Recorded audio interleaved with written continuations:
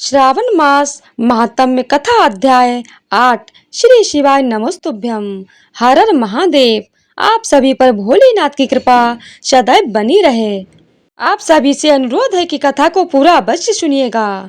यदि आपने अभी तक चैनल को सब्सक्राइब नहीं किया है तो कृपया चैनल को सब्सक्राइब कर लीजिएगा ताकि आपको हमारे चैनल पर प्रतिदिन नियम से सुनने को मिलते रहें श्रावण मास महात्म्य के अध्याय। तो आइए अब आरंभ करते हैं श्रावण मास महात्म्य का 8वां अध्याय। श्रावण मास में किए जाने वाले बुध गुरु व्रत का वर्णन। ईश्वर बोले, हे सनंत कुमार, अब मैं समस्त पापों का नाश करने वाले बुध गुरु व्रत का वर्णन करूंगा, जिसे श्रद्धा पूर्वक करके मनुष्य परम सिद्धि प्राप्त करता है। ब्रह्मा जी ने चंद्रमा को ब्राह्मणों के राजा के रूप में अभिषिक्त किया। किसी समय उसने रूप तथा यौवन से संपन्न तारा नामक गुरु पत्नी को देखा। उसकी रूप संपदा से मोहित होकर वह काम के वशीभूत हो गया और उसे उसने अपने घर में रख लिया। इस प्रकार बहुत दिन बीतने पर उसे बुध नामक एक पुत्र पैदा हुआ, जो बुद्धिमान, सौंदर्यशाली तथा सभी शुभ लक्षणों से युक्त था। गुरु बृहस्पति को ज्ञात हुआ कि तारा चंद्रमा के घर में स्थित है। तब उन्होंने चंद्रमा से कहा कि मेरी पत्नी को वापस कर दो। अनेक तरह से समझाने पर भी जब चंद्रमा ने तारा को वापस नहीं दिया, तब बृहस्पति ने देवताओं की सभा में जाकर देवराज इंद्र को यह वृत्तांत बतलाया और कहा, हे शुक्र, आप देवताओं के राजा हैं, अतः अपनी आज्ञा से आप उसे दिलाएं, अन्यथा उस चंद्रमा के द्वारा किया गया पाप आपको भी निसंदेह लगेगा, क्योंकि शास्त्र निर्णय के अनुसार प्रजा के द्वारा किए गए पाप को राजा भोगता है। पुराण में भी ऐसा ही कहा गया है कि दुर्बल का बल राजा होता है। गुरु का यह वचन सुनकर चंद्रमा ने कहा, मैं आपकी आज्ञा से तारा को तो दे दूंगा, किंतु इस पुत्र को नहीं दूंगा। शास्त्र के अनुसार विचार करके देवताओं ने उस बुध को चंद्रमा को दे दिया। इसके बाद गुरु को उदास देखकर देवताओं ने उन दोनों को वर प्रदान किया, हे चंद्र, अब तुम घर जाओ। यह तुम्हारा भी पुत्र है और बृहस्पति का भी है। यह तुम्हारा पुत्र ग्रहों में प्रतिष्ठ होगा। हे शुराचार्य, आप यह दूसरा भी शुभ वर ग्रहण कीजिए कि जो बुद्धिमान व्यक्ति आप दोनों बुध गुरु का व्रत मिलाकर करेगा, उसकी संपूर्ण सिद्धि प्राप्त होगी। यह सत्य है, इसमें संदेह नहीं। शंकर जी के लिए अत्यंत प्रिय इस सावन मास के आने पर जो लोग बुधवार तथा बृहस्पतिवार को पूजन व्रत करेंगे, उन्हें सिद्धि प्राप्त होगी। इस व्रत में दही तथा भात का नैवेद्य व्रत सिद्धि में मूल हेतु है।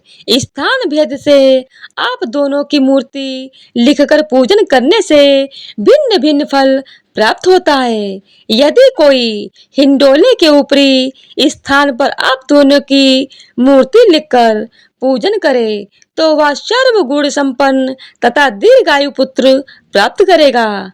यदि मनुष्य कोषागार में मूर्ति को लिखकर पूजन करता है तो उसके कोष बढ़ते हैं और वे कभी क्षय को प्राप्त नहीं होते। इसी प्रकार पाकालय में पूजन करने से पाक वृद्धि और देवालय में पूजन करने से उनकी कृपा प्राप्त होती है। शय्यागार में लिखकर पूजन करने से स्त्री का वियोग कभी नहीं होता है। धान्यागार में लिखकर पूजन करने से धान्य की वृद्धि होती है। इस प्रकार मनुष्य उन फलों को प्राप्त करता है। इस प्रकार 7 वर्ष तक करने के बाद उद्यापन करना चाहिए। उद्यापन से पहले दिन अधिवासन करके रात्रि में जागरण करना चाहिए।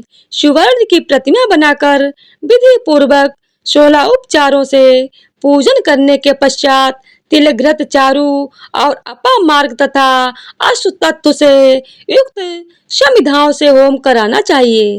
अंत में पूर्ण आहुति देनी चाहिए। उसके बाद मामा व भांजे को प्रयत्न पूर्वक भोजन कराना चाहिए। इसके बाद ब्राह्मणों को तथा अन्य लोगों को भी भोजन कराना चाहिए। स्वयं भी भोजन करना चाहिए। इस विधि से 7 वर्ष तक करने पर मनुष्य सभी मनोरथों को प्राप्त कर लेता है। जो इसे विद्या की कामना से करता है वह वेद व शास्त्र के अर्थों को जानने वाला होता है।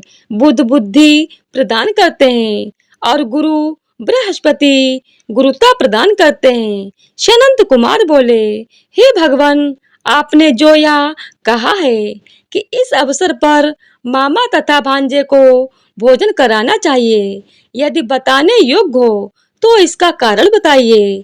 ईश्वर बोले, हे सनंत कुमार, पूर्व काल में अत्यंत दीन तथा दरिद्र कोई 2 ब्राह्मण थे। वे दोनों मामा भांजे थे। उदार पूर्ति हेतु परिश्रम पूर्वक भ्रमण करते हुए वो दोनों किसी नगर में अन्न मांगने के लिए गए। उन्होंने घर घर में श्रावण मास में प्रत्येक वार को उस वार का व्रत होते हुए देखा, किंतु कहीं भी बुद्ध गुरु का व्रत नहीं देखा। तब उन्होंने बहुत देर तक परस्पर विचार किया कि सभी वारों का व्रत तो सर्वत्र दिखाई पड़ रहा है, किंतु बुद्ध गुरु का कहीं नहीं। अतः चूंकि यह व्रत अनुच्छिष्ट है, इसीलिए हम दोनों को चाहिए कि इस शुभ व्रत का अनुष्ठान आदर पूर्वक करें। किंतु हे सनंत कुमार, इसकी विधि न जानने के कारण वो दोनों संशय में पड़ गए। तब रात्रि में उन्हें स्वप्न में इस व्रत की विधि हष्टगोचर हो गई। इसके बाद उन्होंने उसकी विधि के अनुसार व्रत को किया, जिससे उन्होंने अपार संपदा प्राप्त की। प्रतिदिन उनकी संपत्ति बढ़ने लगी और सभी लोगों को ज्ञात भी हो गया कि इस प्रकार 7 वर्ष तक करके वे पुत्र व पौत्र आदि से संपन्न हो गए। उसके बाद उनके ऊपर प्रसन्न होकर बुद्ध व गुरु प्रकट हुए और उन्होंने उन दोनों को यह वर दिया, आप दोनों ने हम दोनों के निमित्त इस व्रत को प्रवर्तित किया है। अतः आज से कोई भी इस शुभ व्रत को करे, उसे व्रत की समाप्ति पर मामा तथा भांजे को प्रयत्न पूर्वक भोजन कराना चाहिए। इस व्रत के प्रभाव से उसे सभी मनोकामनाओं की परम सिद्धि हो जाती है और अंत में चंद्रशूर प्रयत्न उसका हमारे लोक में वास होता है। इस प्रकार श्री स्कंद पुराण के अंतर्गत ईश्वर सनंत कुमार संवाद में श्रावण मास महात्म्य में बुद्ध गुरु व्रत कथन नामक 8वां अध्याय पूर्ण हुआ। तो प्रेम से बोलिए बुद्ध देव की जय हो, बृहस्पति देव की जय हो। हर हर महादेव। तो आइए अब सुनते हैं भोलेनाथ का नाम नीलकंठ कैसे हुआ। एक बार दुर्वासा ऋषि अपने शिष्यों के साथ शिव जी के दर्शन के लिए जा रहे थे। मार्ग में उन्हें देवराज इंद्र मिले। इंद्र ने दुर्वासा ऋषि और उनके शिष्यों को विनम्रता पूर्वक प्रणाम किया। तब दुर्वासा ने इंद्र को आशीर्वाद देकर भगवान विष्णु का पारिजात पुष्प प्रदान किया। इंद्रासन के गर्भ में चूर इंद्र ने उस पुष्प को अपने रावत हाथी के मस्तक पर रख दिया। उस पुष्प का स्पर्श होते ही रावत सहसा भगवान विष्णु के समान तेजस्वी हो गया। उसने इंद्र का परित्याग कर दिया और दिव्य पुष्प को कुचलते हुए वन की ओर चला गया।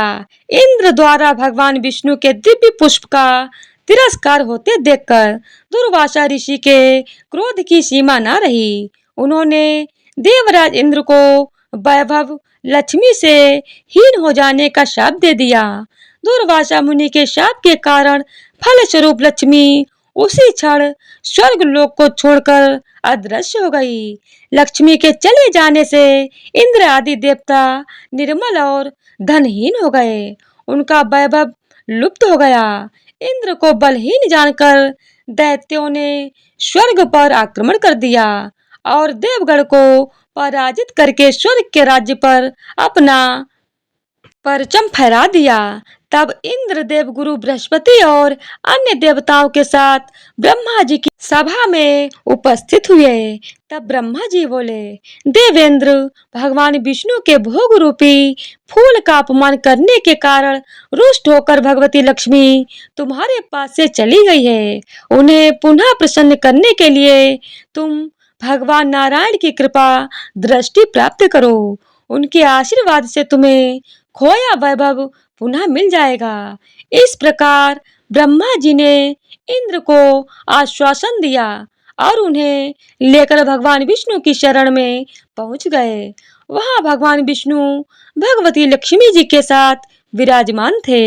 देवगण भगवान विष्णु की स्तुति करते हुए बोले, भगवान, आपके चरणों में मेरा बारंबार प्रणाम है। भगवान, हम सब जिस उद्देश्य से आपकी शरण में आए हैं, कृपा करके आप उसे पूरा कीजिए।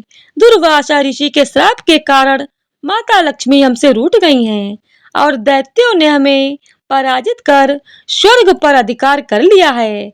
अब हम आपकी शरण में हैं, हमारी रक्षा कीजिए। भगवान विष्णु त्रिकालदर्शी थे। वे पल भर में ही देवताओं के मन की बात जान गए। तब वे देवगण से अपने वैभव लौटाने के लिए दानवों से दोस्ती कर उनके साथ मिलकर समुद्र मंथन करने को बोले। उन्होंने समुद्र की गहराइयों में छिपे अमृत के कलश और मणि रत्नों के बारे में बताया कि उसे पाने से वे सभी फिर से वैभवशाली हो जाएंगे।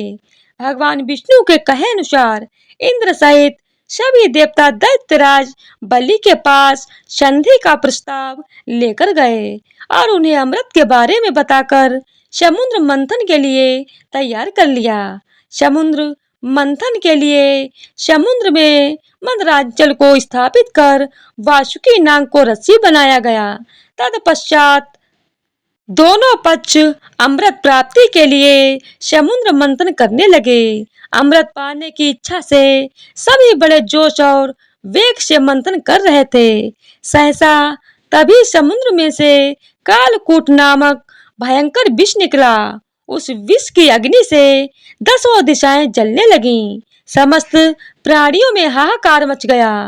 देवताओं और दैत्यों सहित ऋषि मुनि मनुष्य गंधर्व और यक्ष आदि उस विष की गर्मी से जलने लगे।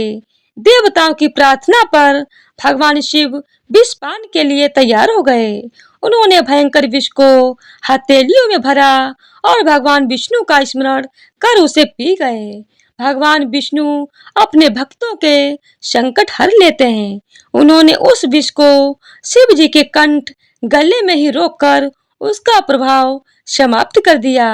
विष के कारण भगवान शिव का नाम नीलकंठ पड़ गया और वे संसार में नीलकंठ के नाम से प्रसिद्ध हुए। जिस समय भगवान शिव विष पान कर रहे थे, उस समय विष की कुछ बूंदें नीचे गिर गईं, जिन्हें बिच्छू, सांप आदि जीवों और कुछ वनस्पतियों ने ग्रहण कर लिया। इसी विष के कारण वे विषैले हो गए। विष का प्रभाव समाप्त होने पर सभी देवगण भगवान शिव की जय जयकार करने लगे। हलाहल के बाद समुद्र से कामधेनु गाय प्रकट हुई। वह यज्ञ हवन आदि सामग्री उत्पन्न करने वाली थी, अतः उसे ऋषि मुनियों ने ग्रहण किया। उसके बाद उच्चैश्रवा नामक 7 मुखों वाली एक अश्व निकला। वह चंद्रमा के समान श्वेत वर्ण का था। उसकी सुंदरता से प्रभावित होकर उसे दैत्यराज बलि ने ग्रहण कर लिया। समुद्र से श्वेत वर्ण का ऐरावत निकला। उसे अपना वाहन बनाने के लिए इंद्र ने ग्रहण कर लिया। इसके बाद कौस्तुभ नामक मणि प्रकट हुई। उसे श्री विष्णु ने धारण किया। समुद्र मंथन से कल्प वृक्ष तथा अनेक सुंदर अप्सराएं भी प्रकट हुईं। इनके बाद ऐश्वर्य और भोगों की देवी लक्ष्मी प्रकट हुईं। वे भगवान विष्णु की नित्य शक्ति हैं। देवी लक्ष्मी समुद्र की पुत्री के रूप में उत्पन्न हुई थीं। उन्होंने प्रकट होते ही भगवान विष्णु को वरमाला डालकर पति के रूप में स्वीकार कर लिया। अंत में समुद्र से एक दिव्य पुरुष प्रकट हुए। दिव्य वस्त्र आभूषणों से सुशोभित वे दिव्य पुरुष श्री विष्णु के अंशावतार और आयुर्वेद के प्रवर्तक वैद्य धनवंतरी थे। उनके हाथों में अमृत से भरा कलश था। उन्हें देखकर दैत्यों ने समुद्र मंथन छोड़कर उनके अमृत का कलश छीन लिया। तब भगवान विष्णु ने मोहिनी अवतार धारण करके देवताओं को अमृत पान करवाया। इस प्रकार सभी देवता वैभव से प्रसन्न होने के साथ अमृत पान कर अमर हो गए। तो प्रेम से बोलिए विष्णु भगवान की जय हो। ओम नमो भगवते वासुदेवाय नमः। हर हर महादेव। ओम नमः शिवाय। तो आज की वीडियो अगर आप लोगों को पसंद आई हो तो वीडियो को लाइक शेयर और चैनल को सब्सक्राइब कर दीजिएगा और कमेंट बॉक्स में ओम नमः शिवाय जरूर लिखें। धन्यवाद।